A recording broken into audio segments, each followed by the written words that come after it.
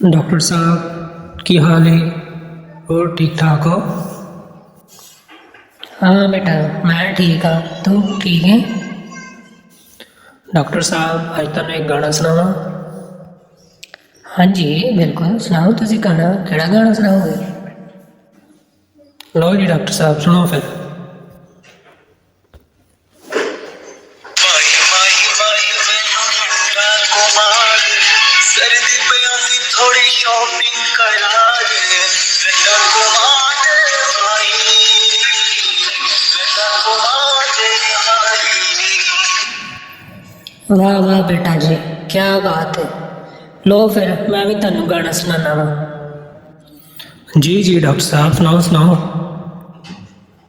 बेटियां खर्चा तेरे लिए लाज डाल तू जबल जमाने दिए मैं किन्नू दसा ओ बेशर्मा निगाह तेरे डोले दी कभी तेनू लित्तड़ बोले दी कभी तेनू लित्तड़ बोले दी कभी तेनू लित्तड़ बोले दी कभी तेनू लित्तड़ बोले दी